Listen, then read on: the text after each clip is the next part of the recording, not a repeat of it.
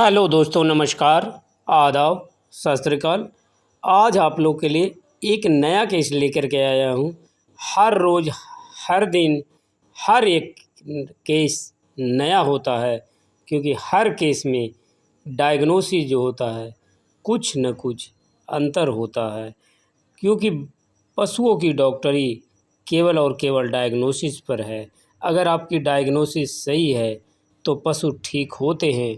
अगर डायग्नोसिस में जरी सी भी चूक हुआ तो पशु 3 से 4 दिन ठीक होने में लग जाते हैं। यह जो वीडियो में जो आप जो पशु देख रहे हैं, इसका इलाज 1 महीने से लगातार चल रहा है।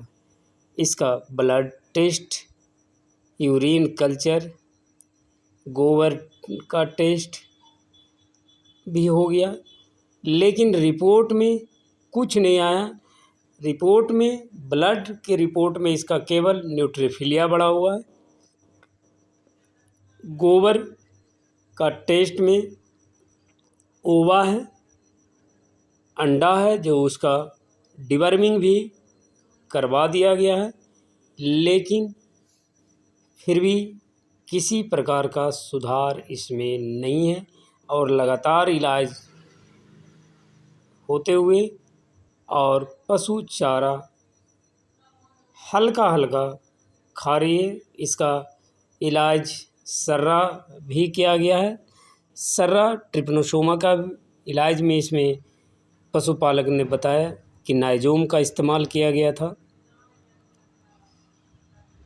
और ये देखिए, इसका ये पशुपालक हैं, उनके द्वारा मैं भलवा लिप्स खुलवा रहा था कि उसका जो है ब्लड का स्थिति क्या है। और इसका ब्लड उस तेज़ी से नहीं लॉस हुआ है। और ये जो लिम्फ नोड जो होता है उसको डायग्नोसिस कर रहे हैं कि लिम्फ नोड इलाज तो नहीं है। सारे चीज़ नॉर्मल दिख रहे हैं आपको। लिम्फ नोड बढ़ा हुआ नहीं है। ये मैं पशुपालक को दिखा रहा हूँ कि कहाँ पर लिम्फ नोड है। ये आई म्यूकस मेम्ब्रेन है। देखिए, आई म्यूकस मेम्ब्रेन भी न तो ज़्यादा आपका वाइटनेस दिख रहा है और ना ही येलो दिख रहा है।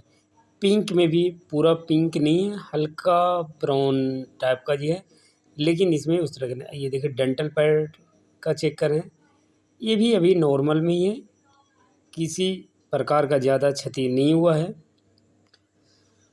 तो आपको डायग्नोसिस हर पहलू से करना है। अगर लंबे दिन से पशु बीमार हो तो आप पूरी तरह से बॉडी कोट को ज़रूर चेक करें, क्योंकि अगर आप बॉडी कोट और चेक नहीं करते हैं तो आपको डायग्नोसिस करने में दिक्कत होगा। और पशुपालक से हिस्ट्री ज़रूर लें। जैसे इसमें पशुपालक ने बताया कि 1 महीने से लगातार बीमार चल रही है। और ये देखिए, पशुपालक को उम्मीद है कि अब पशु ठीक हो जाएगी यहाँ से। और ये जो अब पशु का जो बीमारी है, ये थायलेरिया है इस पशु को, जो रिपोर्ट में नहीं आने के कारण इसे लग नहीं पाया। और थायलेरिया जो होता है एक ब्लड प्रोटोजोआ बीमारी होता है, जो एनोलता प्रोटोजोआ से या पार्वा प्रोटोजोआ से होता है या मेरोजाइटिस प्रोटोजोआ से होता है। ये 3 टाइप के जो है आपका प्रोटोजोआ जो होते हैं, जिसके कारण आपका थायलेरिया होता है। इस पशु में आपका जो है और क्रॉनिक थायलेरिया था, जिसके कारण है कि इसमें डायग्नोसिस करने में दिक्कत हो रहा था। ख़ास बात ये भी है कि इसमें लिम्फ नोड एलार्ज नहीं है, बढ़ा हुआ नहीं है। म्यूकस मेम्ब्रेन भी उस तरह का नहीं है कि आपका पीला होने के कारण है, पीला भी ज़्यादा नहीं है कोई ख़ास। और ना तो म्यूकस मेम्ब्रेन वाइटनेस हुआ है। केवल और केवल इसका आरबीसी डाउन हुआ, लेकिन आरबीसी उतना ज़्यादा नहीं डाउन हुआ। डब्ल्यूसी इसका डाउन जो हुआ है। और जब भी एनाप्लाज्मा या थायलेरिया जब बॉडी में होता है तो उसमें सबसे ज़्यादा WC डाउन होता है, उसके बाद RBC डाउन होता है, उसके बाद लिम्फ नोड एलार्ज होता है और उसके बाद स्प्लीन भी डैमेज होता है। लेकिन यहाँ पर जो आप पशु को देख रहे हैं कि RBC डाउन हुआ है, लेकिन उतना ज़्यादा डाउन नहीं हुआ है, लिम्फ नोड एलार्ज नहीं है, पशु हल्का हल्का चारा भी खा रही है। इसीलिए आपको मैं बार बार बोलता हूँ और हर वीडियो में बोलता हूँ कि अगर आप डायग्नोसिस सही करते हैं तो पशु ठीक होते हैं। आप यहाँ रिपोर्ट पशु में आपकी डायग्नोसिस ही आपकी आँखें आपका अल्ट्रासाउंड की तरह काम करता है, हाथ आपका एक्सरे की तरह काम करता है और दिमाग जो है आपका वो सीधे कंप्यूटर की तरह काम करना चाहिए कि डायग्नोसिस में आपको सहयोग मिले। और जब भी आप डायग्नोसिस करते हैं तो उसका इटियोलॉजी जानें, किस कारण नहीं पशु चारा खा रही है। जब तक आप उसके बारे में इटियोलॉजी आपको जानकारी नहीं रहेगा तो आप डायग्नोसिस सही से नहीं कर सकते। इटियोलॉजी में आपको सारी बीमारी का कंटेंट आपको याद रखना है, कौन सी बीमारी में कौन सा सिम्टम आता है ये ज़रूर याद रखने का है। और साथ में पशुपालक से हिस्ट्री ज़रूर लिया करिए डायग्नोसिस के समय, बहुत ही आपको मदद मिलेगी। वैसे तो हम लोग उतना ज़्यादा देखते नहीं हैं क्योंकि करते करते इस तरह की आदतें हो गई है कि हम लोग को पशु को देखते के साथ ही ये पता चल जाता है कि ये बीमारी है। लेकिन शुरुआती अवस्था में आप लोग को काफ़ी दिक्कत होता है और ये अनुभव जो है वो समय लग जाता है आने में, क्योंकि ये डायग्नोसिस एक बारीकी का चीज़ है। अगर उसकी पूरी बारीकियां आपको पता नहीं है तो डायग्नोसिस करने में आपको दिक्कत होता है। बारीकियां जो है वो धीरे धीरे आता है, उसके लिए आपको समय लगेगा। इसीलिए मैं हमेशा बोलता हूँ कि डायग्नोसिस पर आप ध्यान दें। दवा से आप किसी भी बीमारी को आप इलाज करके ठीक नहीं कर सकते हैं।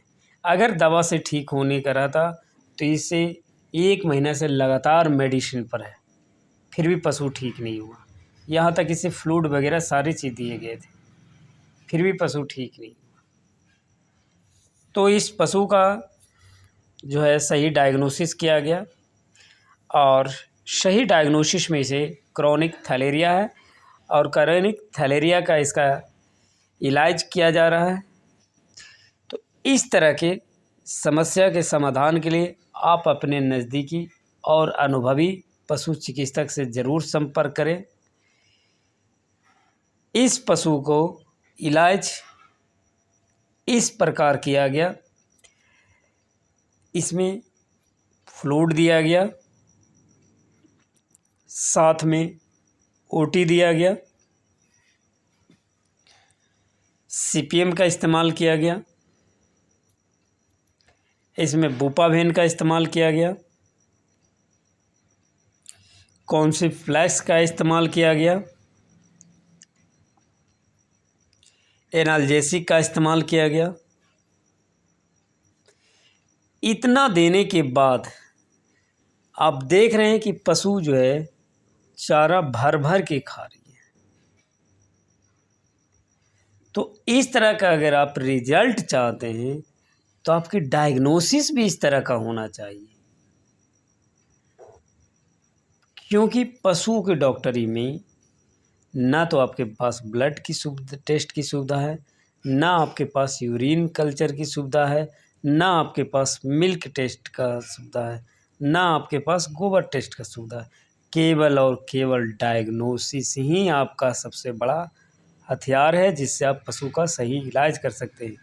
पहले डायग्नोसिस करें, उसके बाद मेडिसिन का इस्तेमाल करें। मेडिसिन से अगर ये ठीक होने वाला है तो पशु के इस तरह की अधिक जानकारी के लिए चैनल को सब्सक्राइब और लाइक